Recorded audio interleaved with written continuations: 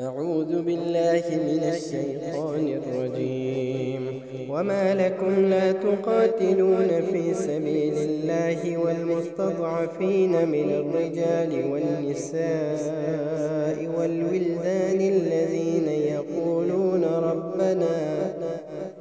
يقولون ربنا أخرجنا من هذه القرية الظالم أهلها واجعل لنا من لدنك وليا واجعل لنا من لدنك نصيرا.